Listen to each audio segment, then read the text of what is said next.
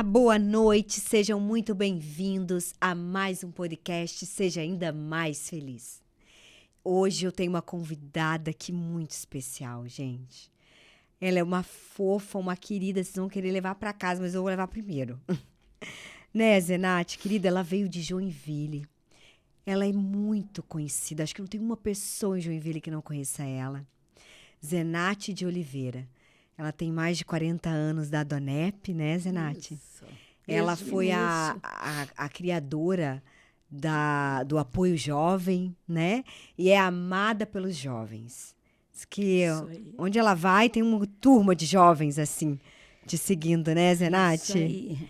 E é um privilégio, uma honra. É um presente de Deus, gente, ela aqui. Fiquem com a gente até o final e vocês vão ver o que nós estamos falando. Boa noite, querida. Seja muito bem-vinda.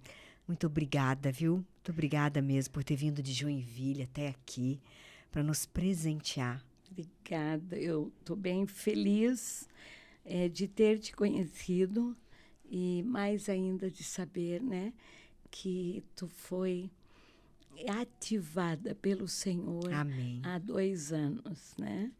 E descobriu algo tão glorioso que você não Verdade. quis ficar só para você. Isso é muito lindo. E pelos 4 cantos da terra. Você está fazendo missão. Amém. E não só em Camboriú, né? Mas você quer ir até os confins da Da terra. terra, exatamente. Que lindo! O Spurgeon diz, né, que todo cristão ou é um missionário ou é um impostor. Exatamente. Então, nós somos todos missionários, né? Todos missionários. E é bem isso, querida. Que lindo, Você né? quer que eu conte a minha história, né? É isso. Então, eu sempre digo... E as histórias que vêm delas. O que vem delas, eu sempre digo que a minha história eu posso dividir em 2 partes. Uma são os meus primeiros 25 anos de idade, né? Que foram bem difícil. Bem difícil por quê? Porque eu vim de uma família onde minha avó era sobrinha do meu avô. Então, ele ficou viúvo com 3 filhos pequenos. Ele era um professor, tinha um cartório e 3 filhos pequenos. E ele foi na casa do irmão e pegou uma sobrinha dele, filha do irmão, para cuidar dos filhos. E 1 ano morando com o tio, ela estava grávida. Dele, no caso? Dele, do tio, né? E aí, como ele tinha um cartório, ele fez o casamento dele Com a ela. menina que ele engravidou, que era sobrinha. Meu. Mas quando a família soube, né, pelos vizinhos, quando, vamos dizer, o pai e a mãe soube que aquela menina de 14 para 15 anos agora estava grávida, achando que fosse de algum malandro que tinham feito, né, alguma coisa com a menina. E aí o tio, né, falou, vamos dizer, para o próprio irmão que tinha sido ele. E ele teve uma maneira de contar. Por quê? Ele era espírita, era pai de santo, né? Vamos dizer, recebia entidade. E ele falou para o irmão que ela, a sobrinha, tinha sido esposa dele em vidas passadas. E que quando ele viu, ele ficou atraído e por isso casou com ela.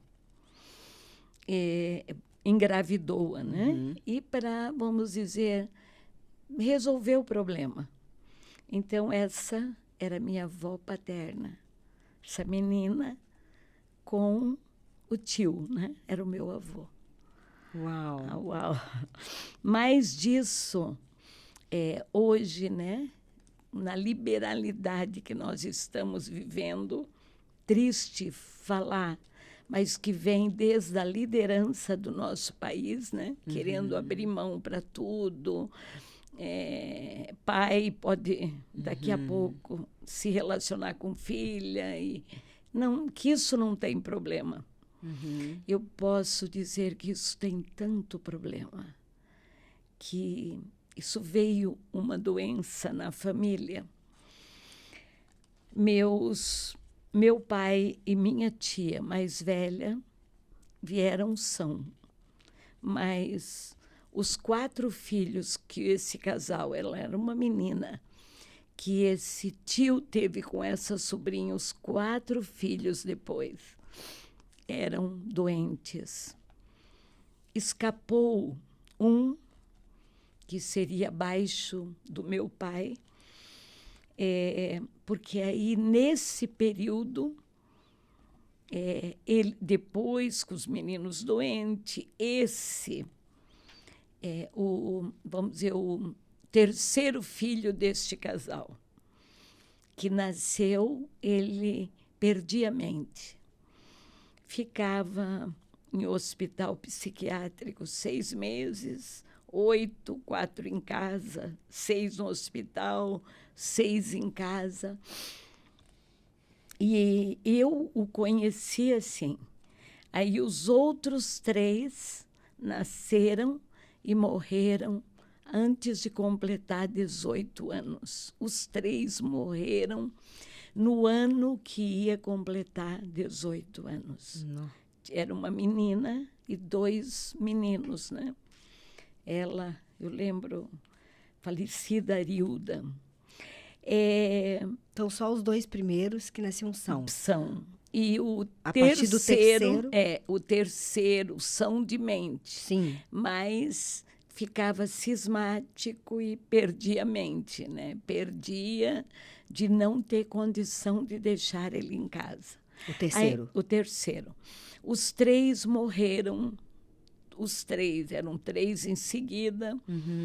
Morreu assim, vamos dizer, 1 ano, morreu 1 ano e meio depois, porque era a diferença de idade. Antes deles completarem, no ano que o completar 18 anos, morreram. E tinham nasceram, custaram para andar, tiveram dificuldade para falar bem claro, que desse para entender, mas depois estudaram, tinham vida quase que normal. Eram mais lentos, só que chegou uma hora que começaram a perder a coordenação e todos 3 morreram em cadeira de rodas. Uau. Porque aí foram perdendo a coordenação, né? E, vamos dizer, o terceiro filho não teve o problema de coordenação, só de mente. E aí morre os 3 irmãos e fica ele, né? Era um moço muito lindo, o nome dele era Leonel, chegou a casar, teve 2 filhos, e quando ele viu que, né, a mente dele, ele não tinha controle, ele descobriu o Senhor e se jogou no Senhor. Sabe aquilo que aconteceu contigo? Ele fez um propósito para Deus, que se ele não perdesse mais a mente, não precisasse mais de hospital psiquiátrico, ele ia gastar a vida dele no altar do Senhor. Uau. E ele fez isso. Ele se tornou um grande evangelista. Foi um homem irmão de do seu Deus, pai, né? Irmão do meu pai. Esse seria o terceiro. Sim. Então, ele só escapou, o terceiro, porque descobriu Jesus de uma maneira grande, se jogou nele e aí nunca mais teve problema de mente. Uau. Entende? Mas, assim, o meu pai, que cuidou dos irmãos doentes, esse meu tio mesmo, os 3 eu não conheci. Nós de casa, né, não conhecemos.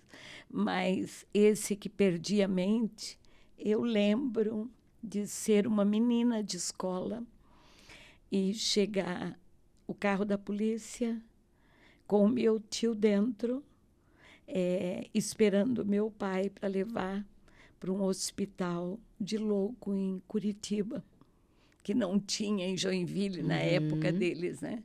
Então, aquilo chocava a gente, criança.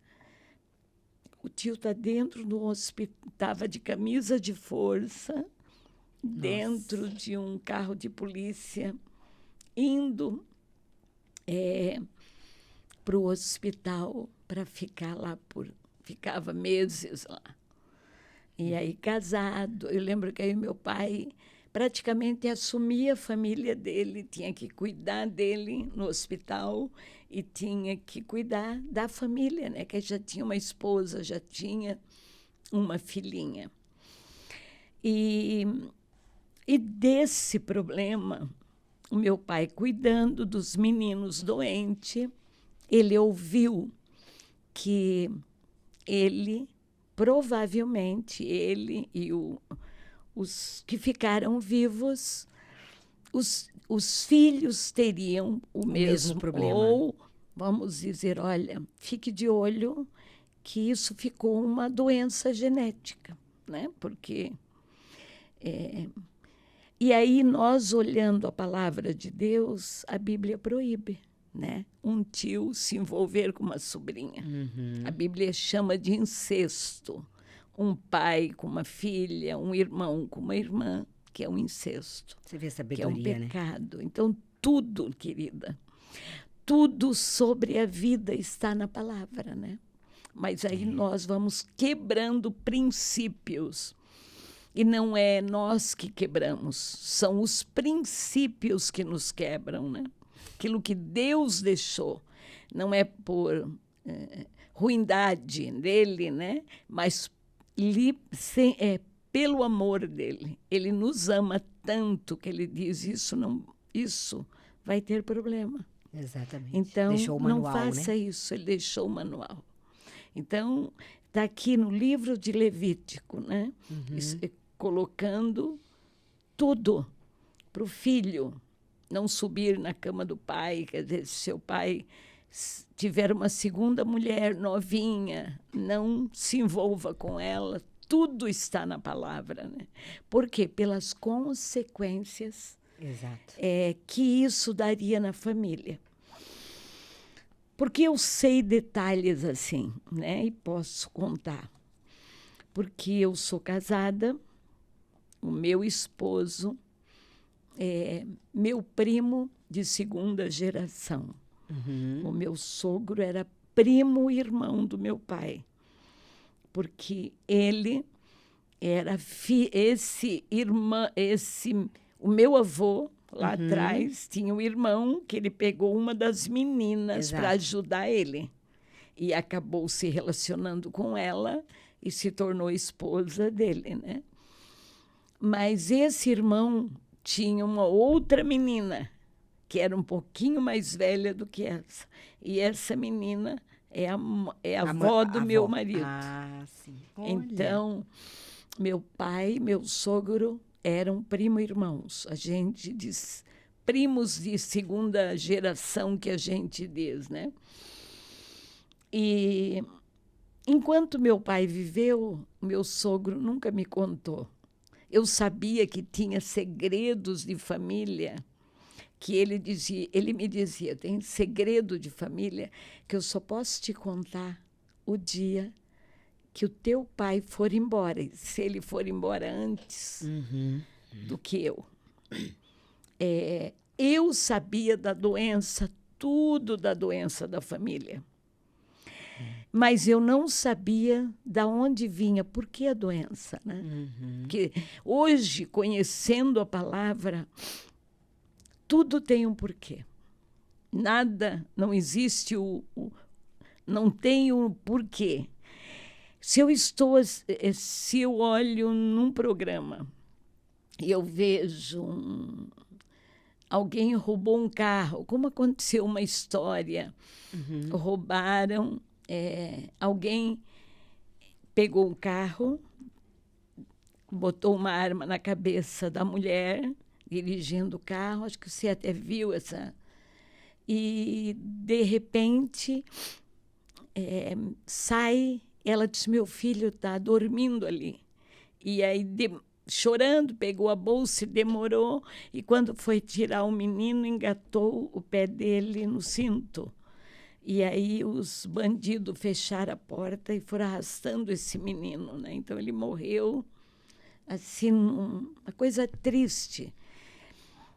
E meu marido estava assistindo o jornal e viu essa cena. E ele disse, meu Deus, que coisa horrível. Eu disse para ele, você vai escutar amanhã novamente. Acho que era um horário de almoço. Eu disse, amanhã à noite eles vão entrevistar ela. E eu tenho certeza que ela vinha de algum lugar com essa criança, que à luz da Bíblia ela não deveria estar. E aí não deu outra, né? Quando ele escuta, ele diz, como é que tu sabe? Eu disse, porque está escrito, está na palavra. Uau. Então as coisas não acontecem, entende? Quer dizer, se acontece algo muito tenebroso, é só voltar atrás que você vai descobrir que teve uma porta aberta. Exato. A Bíblia chama uma brecha, né? Que é a minha história. Então, tinha uma história triste na minha família, de uma doença. Esse meu tio mesmo, esse que se tornou um grande homem de Deus, ele teve um casal de filhos e o menino morreu aos 18 anos. Aos 18 anos. Também. Então, quer dizer, ele teve o problema sério, a filha veio sã e o menino veio com problema. E você veio ao segundo, né? O segundo. Então, já porque ele, se você olhar, né, quando fica algo genético, ele era o terceiro filho. Uhum. Então, ele já foi um milagre escapar de morrer. E aí ele gera, Deus ainda dá a primeira perfeita e o segundo morre nessa idade, 18, 19 anos. E da casa do meu pai, eu era a terceira filha. E por ser a terceira, então o pai tinha, né, escutado que ele também poderia ter 2 filhos são e do terceiro em diante ter o problema que os irmãos tiveram. E aí eu fui a terceira, só que quando a minha mãe estava grávida de mim, ela perdeu um menino de 3 anos com aquela meningite que dá e mata em 24 horas, né? Ele tinha 3 anos? Ele tinha 3 aninhos. Uau! E ela estava num sítio, na casa da minha avó, e não tinha como buscar socorro. E a minha avó era enfermeira. E ela, quando viu a febre, estava um surto de meningite, ela disse, e é a pior que tem. Então, até o meu pai conseguiu socorro, já estava fechando as 24 horas, e aí ele, geralmente, uma criança não resiste, né? E eu estava no ventre da minha mãe com 3 mesinhos, quer dizer, sendo gerada ali, né? E a minha mãe dizia para a gente mesmo que ela esqueceu de mim. Ela sofreu luto de um filho lindo, inteligente, de 3 aninhos que ela perdeu. Aí tinha uma menina de 1 ano e 8 meses e estava grávida de você. Aí tinha a menina para cuidar, a dor do choro, esqueceu da gravidez. Não foi médico, não tomou uma vitamina, só sofreu. Então, eu nasci muito frágil, muito fraquinha. E aí custei muito para andar, né? Eu lembro que eu tinha mente de que eu tinha que andar. E eu não tinha força nas pernas, tinha medo, insegurança. E a criança, quanto maiorzinha, fica pior, né? Quanto mais pequenininha, menos medo tem. Então, eu tive dificuldade para andar, eu nunca tive firmeza nas pernas. E eu sabia que eu era diferente das crianças. Eu caía muito fácil e me machucava muito. Se eu tivesse um pijaminho, uma roupinha, né, uma calça, eu rasgava tudo no joelho. Aí, se tivesse de vestidinho, ficava a perna toda ensanguentada. E, além disso, era uma coisa que os meninos também tiveram. Eu, até 8 anos, eu não falava que alguém entendesse o que eu falava. Eu chamava porco de podo, cachorro de caodo. Eu lembro ainda que eu chorava querendo dizer cachorro. E não conseguia. Eu dizia caodo. E meu pai ele não tinha paciência porque ele tinha criado, né, tinha cuidado daquelas crianças doentes, que meu avô já era de mais idade, aí morreu mais cedo, né? E sobrou para ele muito cuidar dos irmãos, meninos, né? Eles tinham, acho que 16 anos quando meu avô morreu, e aí era o meu pai, o homem, o único são, né? O menino era um menino, mas teve que ser o hominho da casa. Então ele assumiu muita responsabilidade depois que, quando casou, ainda ficou com a minha avó e esse tio que ficava 6 meses em casa e ia para um hospital de louco mesmo, né? E aí nós viemos, e eu creio que ele já estava no esgotamento, já tinha cansado, né? Não é aquele menino, vou casar e ter uma família.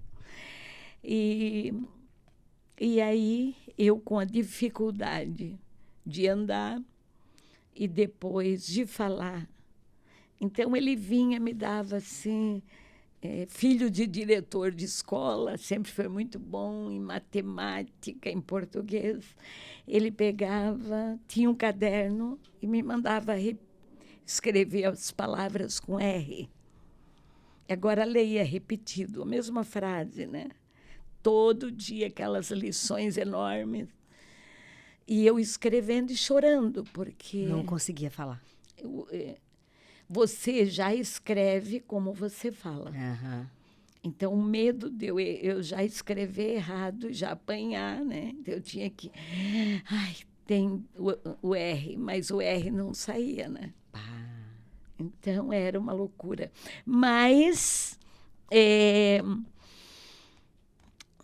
com tudo isso, aí eu vou andar já, né? Eu não tinha firmeza, como eu disse, além da voz, né, do falar. Então, me levou em médico. Ele era ferroviário, trabalhava na estrada de ferro, era guarda-chave, aquele que troca o trem de trilho. Era um trabalho bom, né, na época. E ele me via, aí me levou para hospital em Curitiba, examinava, eu não tinha língua pegada. E por que não fala? Então, na mente dele, é o problema dos meus irmãos, né? E aí, assim, uma criança, eu já era zombada na escola, né? Já tinha o problema eu sou uma menina grande, abro a boca, falo como um bebê, né? Não anda direito, né? Não posso brincar, que se eu não consigo correr. E aí fui me fechando, né? E ele me cobrando, você faz de teimosa. Às vezes ele perdia a paciência, me dava no rosto, puxa, né? Loucuras. Mas... E aí eu comecei, na época, ele já estudava a palavra, né? Mas naquela época, a Bíblia era muito caro. Muito caro. Né? Era folhinha de seda. Uau! Capa era só couro. Né? Então, a folha era seda especial. Não era um livro para mão de criança. E eu achava a Bíblia dele, que ele escondia com muito amor. E eu comecei a escrever para mim num caderno. Abria bem no meio, aí tinha os salmos, para mim era oração, eu escrevia num caderno. E eu creio que foi a palavra, porque por médico eu jamais falaria normal, né? Não tinha jeito. O que o meu pai fez,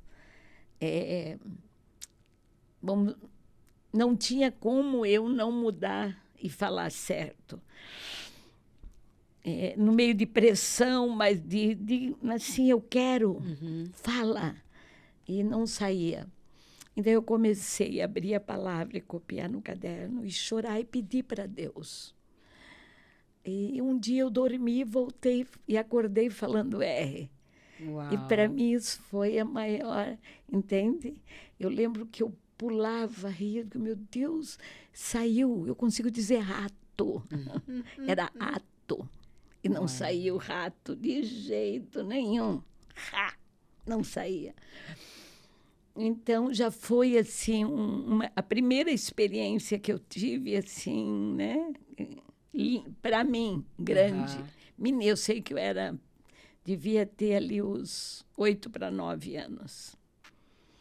E um pouquinho antes também, por ser muito fraca, eu tive um problema de amidalite, mas assim que não teve remédio em Joinville, o médico, na época tinha um único pediatra em Joinville. E esse pediatra disse, a garganta dela fechou, não tem o que fazer. E aí meu pai, o plano dele era só Curitiba, porque era federal. Então, eu fui levada de ambulância, criança, para Curitiba, operar as amígdalas. E aí, com a operação das amígdalas, mesmo no hospital, criou uma carne esponjosa no nariz. E o médico olhou para o meu pai e disse, ela está muito fraca. Se eu operar a carne esponjosa, ela não vai aguentar. E eles conversando, eu quietinha ali, o senhor tem que levar ela para casa, tentar fortalecê-la um pouquinho, e daqui a umas 2 semanas ela voltar para nós operar essa carne. E aí, como que vai deixar eu forte? Tinha tirado... As amígdalas? Era um adenoide e amígdala 4, né? Uma cirurgia grande. Como agora eu ia me fortalecer? Não tinha como me fortalecer, porque era sorvete para poder passar ali, né? Só coisinha gelada, nada salgado. E a mãe... Ela disse, ela vai morrer, está cada vez mais fraca. E aí ela trouxe o meu avô.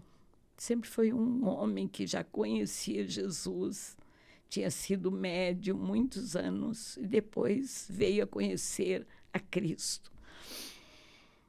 E ele se jogou em Deus e tinha muita fé. E aí, eu bem ruim... Outro avô, né? Da parte da minha mãe. Aí o homem de Deus, né? Também era espírita, de linha branca, e tinha tido um encontro com Jesus muito lindo. Então, esse meu avô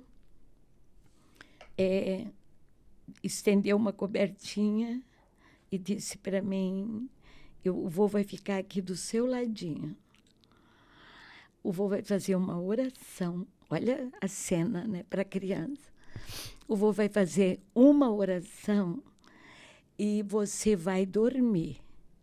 Quando você estiver dormindo, um anjo vai vir e vai operar você. E ele vai trazer... Aí eu tinha estado no hospital, tinha vindo do hospital. E eu lembro que eu perguntei para ele se ele se vestia de branco, o anjo, e se ele usava a maletinha que o médico usava quando vinha, né? E ele disse, ele deve ter a maletinha. E ele vai deixar a carne para mim ver, porque eu olhava no espelho e via ela aqui tapando, sabe? Aquela coisa horrível. Ele disse, provável, talvez ele deixe, talvez ele leve, mas para ele te operar, você precisa dormir. Bem rápido, o vô vai orar e você vai só dizer para ele, eu preciso dormir. Mas eu não podia dormir. Tinha que alguém cuidar de mim, que eu não podia fechar a boca, porque estavam os cortes abertos, né? E eu respirava pela boca por causa do nariz tapado. E era uma loucura. E aí eu disse para ele, não, mas você vai fechar os olhos quando você começar a dormir, ele vem e te opera. E eu criei, o que é fé. Uau. Eu fechei o olho, quando eu acordei acordando ele, para sacudir a coberta, que ele tinha me tirado da cama e posto no chão, né? Eu disse, vovô, levanta, porque nem a minha garganta dói mais. Ele não curou só o meu nariz, ele curou a minha garganta. Quer dizer, a operação. E agora eu quero achar a carne para ver, quero olhar se ele deixou. Aí a minha mãe veio olhar nós dois, como eu não podia dormir. O papai pegou no sono, não buscou mais leite gelado. A Zenate vai morrer, né? Aí quando ela vem, eu tô levantada querendo sacudir a coberta. E ela diz, o que ela está fazendo? Se ela está procurando a carne esponjosa. Aí a minha mãe me pegou na cabeça, olhou e disse, Jesus veio aqui e curou ela. Então, né, da onde você passa a crer, você vai tendo experiências real com ele, né? Então, essa foi algo... Eu nunca tive mais problema de ficar fanha, de nada, né? Porque carne esponjosa, se você opera, sempre ela volta. E a minha era algo louco, assim. E aí, a solução. Isso de pequenininha, né? A história que eu já te contei. E aí, eu tenho a deficiência de andar, né? Ali o Senhor me livrou da garganta, mas eu nunca pude subir numa escada, né? Eu sempre... Quando eu casei, a minha casa tinha 2 degraus e tinha corrimão. Porque eu tinha que sentar para descer. Então, meu marido fez 2 corrimão e as pessoas batiam foto, porque nunca tinha visto corrimão em 2, né? Mas corrimão todo enfeitado de ferro, para eles era uma loucura. Olha, uma casa que tem uma escada toda cheia de... E não era, eu precisava para descer. Nunca consegui descer de um ônibus andando, então... aquela fraqueza nas pernas que, para o meu pai, os tios tinham, que depois ficaram em cadeira de rodas, né?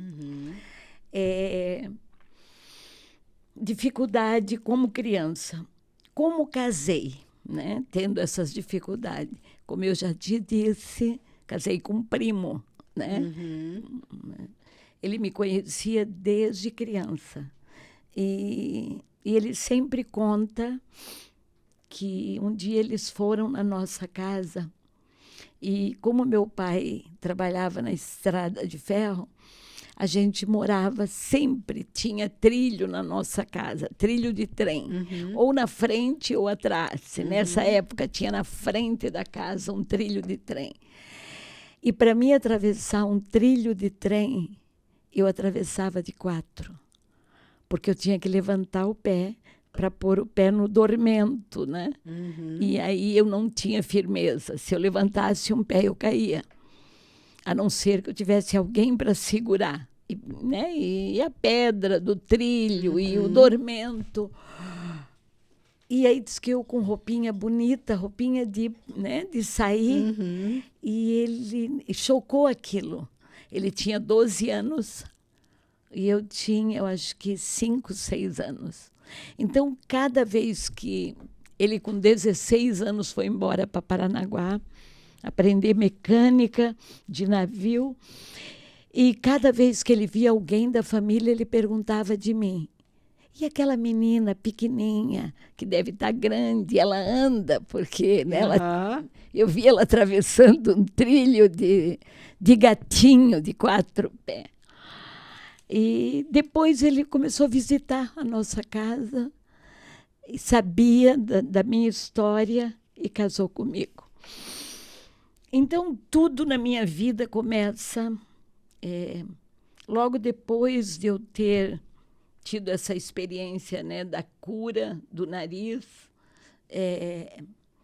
Só que eu não tinha amigos, eu não brincava como as crianças por falar errado e ter o problema da perna. Com essas dificuldades, principalmente, né, a da perna, eu não tinha segurança comigo. E um dia eu escuto uma tia fazendo uma pergunta para o meu pai. Por que a Zenate é diferente dos teus outros filhos? Eles brincam junto, eles juntam. Ela está sempre sozinha num canto. E aí eu ouvi meu pai dizendo que eu tinha a mesma doença dos meus tios. Até então, eu sabia que tinha morrido os irmãos dele, que eu era uma criança, né? Não tinha noção das coisas. Aí eu já tinha uns 8 para 9 anos. Aí eu estou num cantinho sozinha e a tia faz a pergunta. E aí, meu pai responde para ela que eu tenho a mesma doença. E aí, né, colocou, ela não tem firmeza nas pernas. Então, ela fica sentada. E eles também tinham o mesmo problema da fala que ela tem. E ela se retrai e fica no cantinho dela. Aí a minha tia disse, meu Deus, tu está me dizendo isso? Tu está me dizendo que ela vai morrer tão cedo? Sim, ela tem o mesmo problema. Agora imagina, eu não tinha 9 anos escutar isso. Eu fui para a casa da minha tia, da mais velha, ela morava muito próximo de nós, era o meu caminho de escola. Eu voltava da escola e comecei a saber tudo da doença dos meus tios. Eu não sabia por que a doença, que eu fui descobrir com meu sogro agora, né, há poucos anos. Mas eu sabia que era uma coisa triste. Aí eu descobri que eles, 14 anos, dava a primeira crise e eles iam para o hospital psiquiátrico. E que um deles deu a primeira crise e morreu no hospital. E que nenhum deles chegou aos 18 anos. Imagina. Nossa. Aí eu fiz a conta de quanto tempo eu tinha de vida. A partir dali, eu digo que eu não vivi mais. Só que ele não sabia que eu escutei. Porque a minha tia me viu do lado de fora. Quando ela fez a pergunta de mim, eu empurrei a porta, me escondi para escutar. O que ele vai falar de mim, né? que eu sou teimosa, que eu não quero falar direito, né? Como ele briga comigo, querendo me ensinar a ler o R, né? A falar R. Aí eu fui, criança é curiosa. E aí não, aí eles estão comentando e a tia diz, meu Deus, ficou apavorada. Então, desse dia em diante, eu me preparei dos 8 anos até os 14. Antes de fazer 14 anos, uns 15 dias, eu não dormi mais. Meu Deus. E aí, claro que imagina, 14, 15 noites sem fechar o olhinho, magrinha, né? Cheia de problema. Eu comecei a incomodar. Eu lembro de uma noite de eu sair da minha cama e eu sentia assim, eu vou morrer. Eu estou muito ruim, eu vou ficar perto da cama da mãe. Talvez ela acorde e me socorra, né? Mas era a mãe e o pai. E aí me abaixei, criança, respirando, ela acordou-se comigo. Aí levava um susto, quem é que está respirando do meu lado, né? E aí ele me levou num hospital psiquiátrico, que nessa época já tinha em Joinville, Hospital Schroeder. Então, a primeira internação minha foram 6 meses. O médico disse, olha, não tem tratamento de remédio, ela está muito esgotada. E esse médico sabia a história da família. E vai ser 6 meses e vai ser um tratamento com choque. Pá. E meu pai disse, ela já vai ficar? Só se o senhor trazer pijaminha, deu a lista do que tinha que trazer. Não, eu vou deixar ela e vou buscar. Aí eu olhei para o médico e pedi, doutor, por favor, deixa eu ir em casa. Eu ia ver a minha mãe, eu vim no consultório. E eu volto no final da tarde com o pai. Aí o médico disse, leva ela. Meu pai não queria. Leva ela, ela vai dormir no hospital. E aí, quando eu chego em casa, tinha o nosso líder, né? O pastor, que era uma pessoa maravilhosa. Eu disse, mãe, eu queria muito que a senhora chamasse pastor Montanha para ele fazer uma oração por mim, porque eu vou me internar, será que eu volto? Eu estou fraca, chorando. Aí ela saiu, foi num telefone que tinha, e ele devia estar na Redondeza fazendo visita. Chegou na nossa casa. Então, eu já estava com a bolsa pronta quando ele chegou. Mãe já tinha saído, comprado o que eu precisava para o hospital.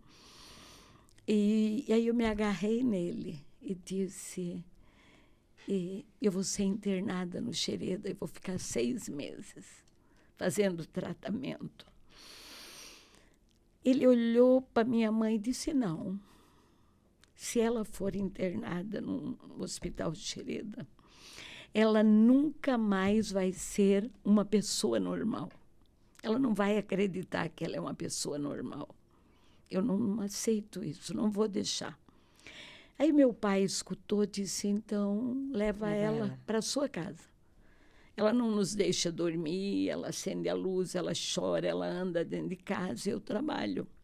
A mãe tem uns outros filhos, nós éramos 8. Eu era a segunda mais velha. Meu irmão tinha morrido, eu era a segunda mais velha. Leva ela. Ele disse, levo. Eu queria umas roupinhas de domingo, né? E vou levar essa bolsa, vou levar ela comigo, vou levar no médico para dar vitamina para o cérebro dela. Eu já tive uma crise de nervos, já tomei umas vitaminas, não é em Joinville, vou levar ela nesse médico. e me levou para a casa dele. E lá, meu Deus, lá eu vivi num céu, só que durou uns 40 e poucos dias. Um dia meu pai chegou na igreja, que era a casa dele ao lado, e me viu bem, e disse: amanhã de manhã o pai vem te buscar. Meu pai.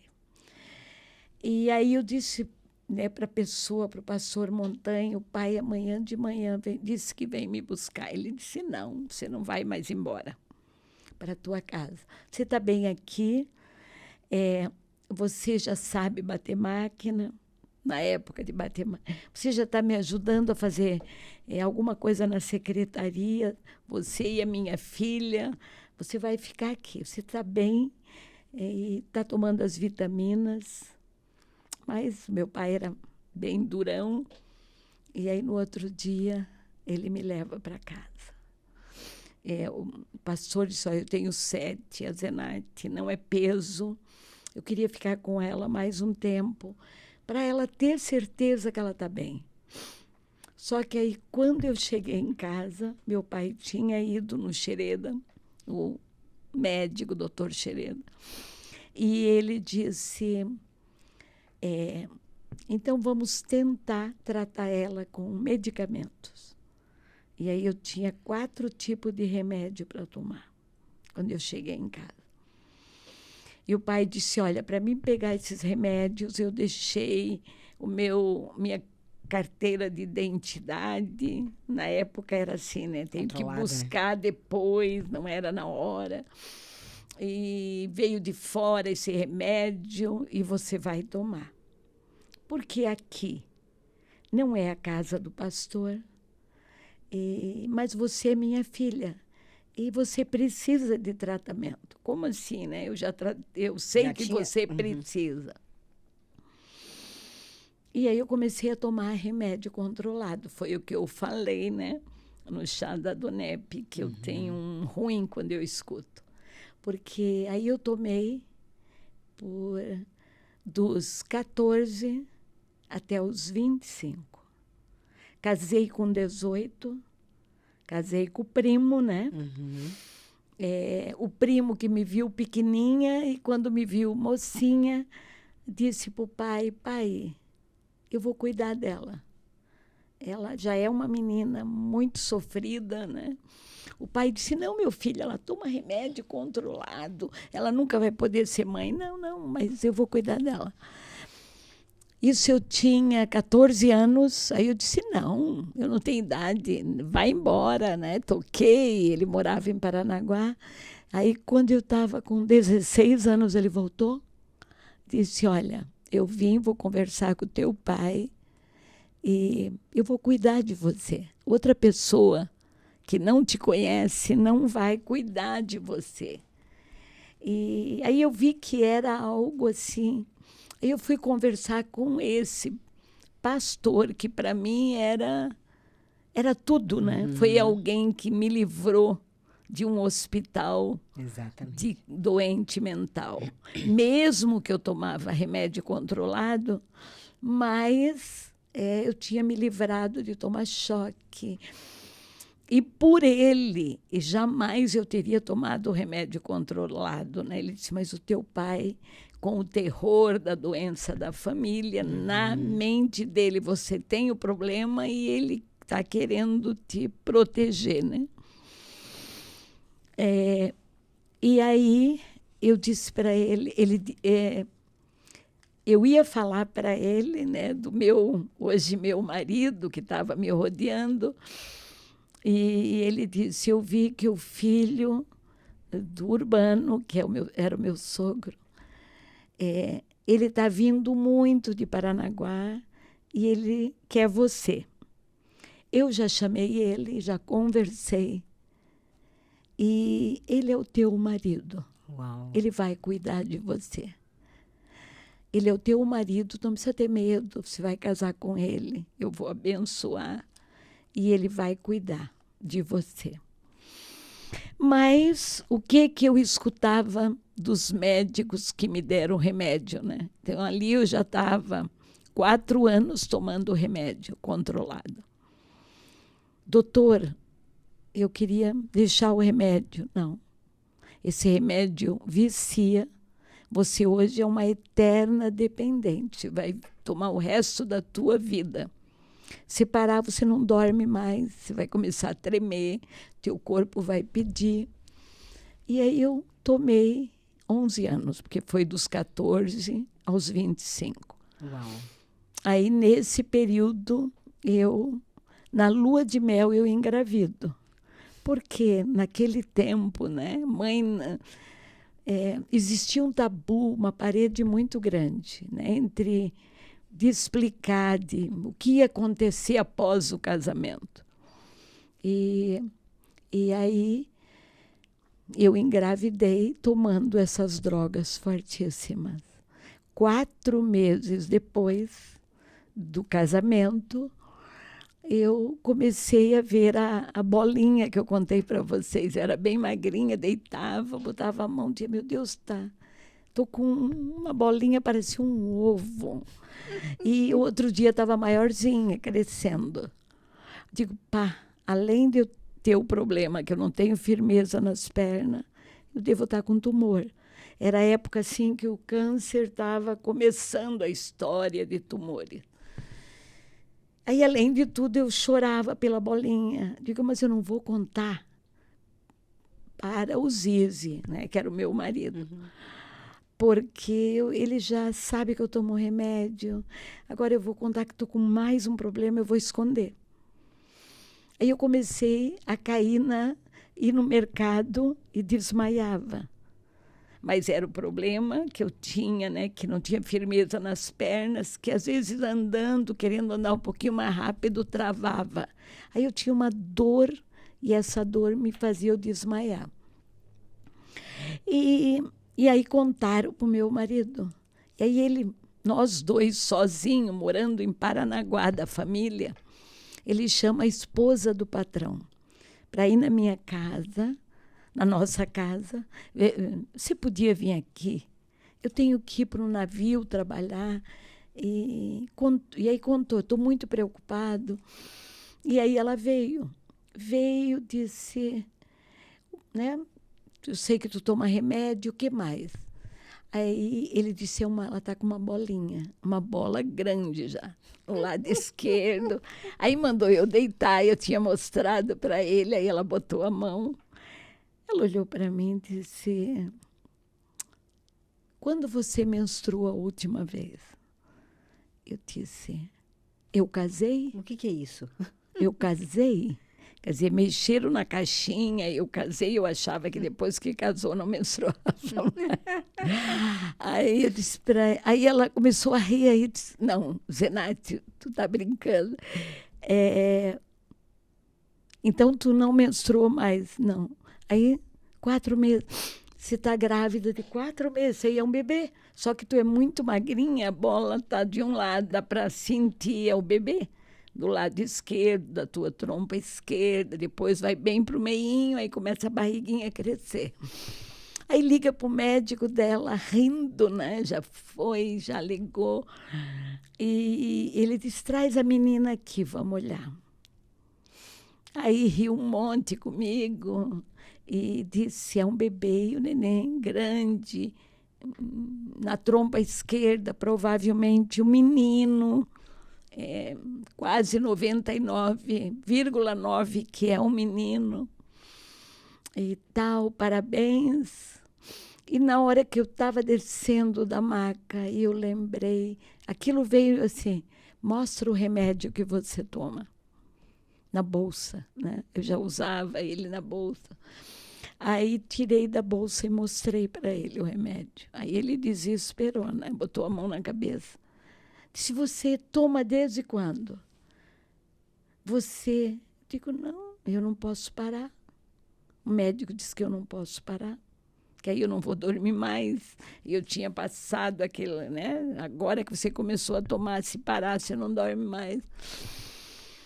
E aí ele, apavorado, olhou para ela e disse, Agora nós não podemos fazer nada. Esteja o que, né, ela está gerando, a gente não pode fazer mais nada. Agora vamos até o fim. Vou dar umas vitaminas, ajudar. E aí, meu filho, milagrosamente, né, tomando essas drogas, é um homem perfeito. Hoje tem 50 anos, é empresário. Uau! E, quer dizer, um milagre. Outra coisa, eu morava em Paranaguá, minha mãe com os filhos, tudo adolescente na escola.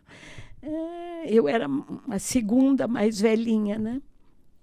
Não tinha como ela me cuidar. E aí eu vou ter o neném, tomo anestesia e a anestesia não sai. Fico com aquela anestesia, mesma sensação. E os médicos lutaram, me trouxeram para o quarto e nada.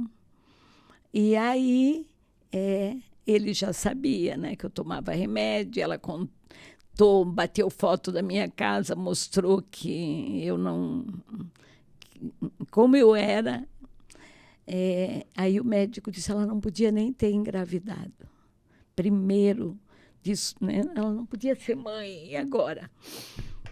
Fiquei uma semana no hospital de Paranaguá, que é hospital e maternidade, e voltei para casa numa maca. Na rua que eu morava, tinha uma enfermeira do hospital. Ela já tinha dito para os vizinhos, a catarinense, aquela menina, vai voltar paraplégica. Anestesia não saiu do corpo e os médicos não têm o que fazer. Levamos para o hospital neuro, ninguém conseguiu tirar. Ela já tinha um problema, então ela não podia ter tomado uma ráquia na espinha, né? E aí, no meio de todos os vizinhos curiosos, né, uma menina nova, numa maca, eu ganho 2 presentes de Deus. Primeiro, meu marido era mecânico de navio e tinha um ajudante. E a esposa dele ganhou uma menina, era o primeiro filhinho, a Célia. Uma semana antes de mim, mas parto normal. Daquela que não ganhou um pontinho. E aí, quando ela soube que uma semana depois eu tive o neném, que eu não ia andar, ela disse para o marido, vamos desmontar minha cama, ela morava com a mãe. Vamos montar na casinha deles, vamos levar a caminha do nosso neném, e eu vou dar de mamar para o dela e para o meu. E aí eu já estou bem, eu faço uma comidinha para nós, e vocês trabalham junto, depois vêm para casa e vamos morar junto lá. Uau. Aí quando eu cheguei, ela já tinha dado essa boa notícia para o meu marido, né? Já tinham ido de caminhonete da firma, montado o esquema para ela cuidar de mim e do meu neném. Então, ela tinha leite, sustentava a dela e a minha. Uau. Ela de cor, uma menina morena. E o marido era bem claro. Então, o neném nasceu clarinho, né? Puxou mais o pai. E ela dizia que era o alemão com o dela, né? E aí eu vi já a mão de Deus ali, que não precisava mobilizar Joinville, né? E quando as mães estavam com minha sogra e minha mãe com filhos de idade escolar. E aí, no meio de todas as vizinhas, chegou uma senhorinha de cabelinho branco, assim, dos seus 80 anos já. Ela bateu no meu rosto e disse, pede para o teu marido deixar esse portão de ferro aberto, sem cadeado, que logo que ele sair,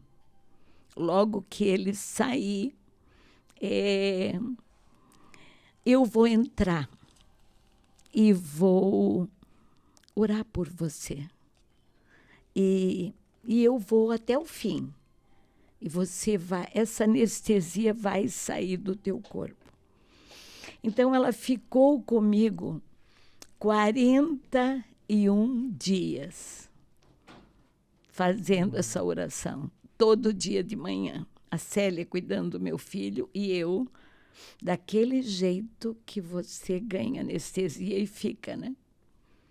Eu fazia ela amarrar minha perna com lenço, porque a sensação que eu tinha é que ela abria e que ela caía da cama.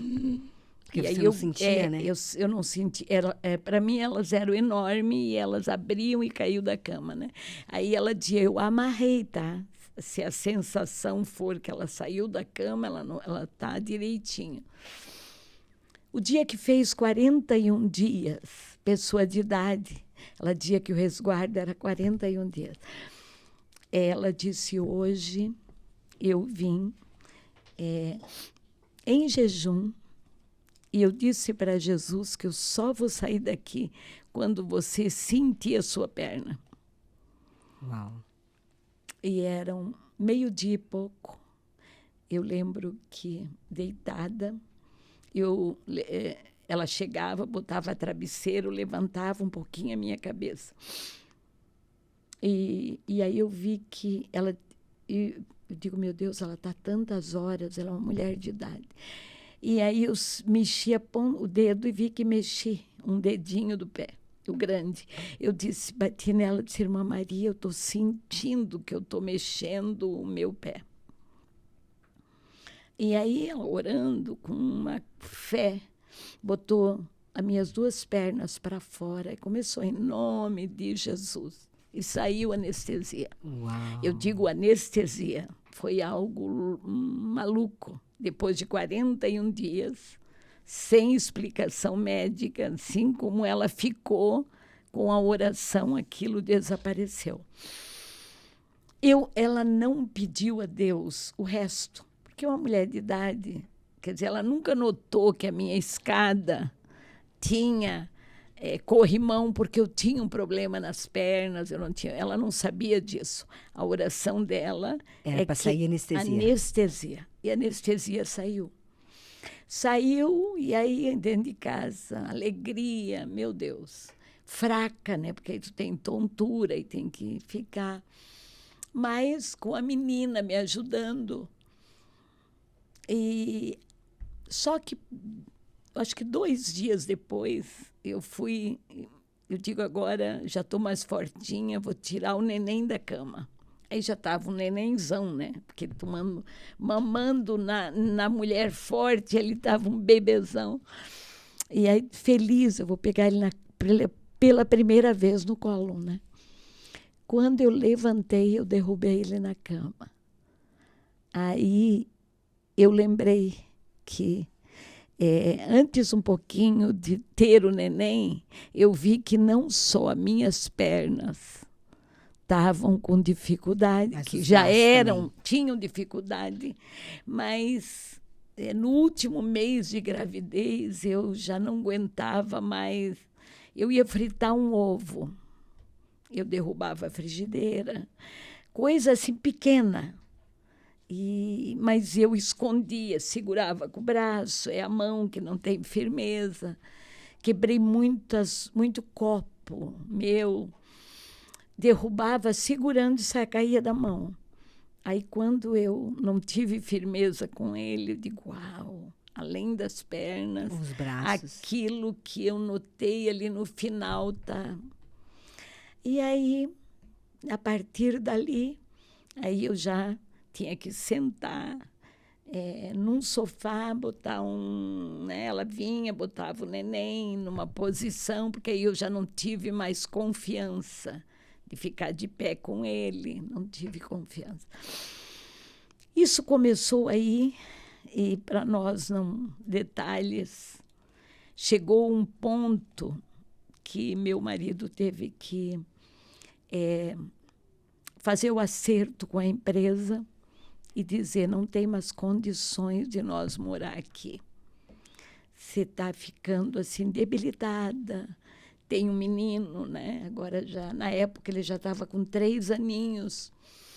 e nós vamos para perto dos teus pais, dos meus pais, que é a única forma. Eu trabalho com navio, eu vou começar do zero lá, fazer não sei o quê, mas eu estou cansado, então nós vamos embora.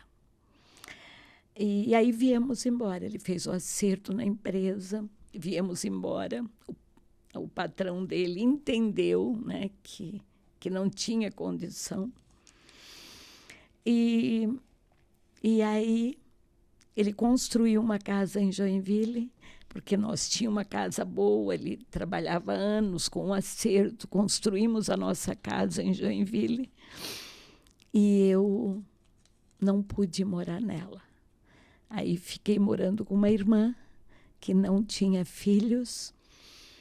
Essa mais velha do que eu, 2 aninhos, ela já era casada quase 6 anos e não engravidava, né?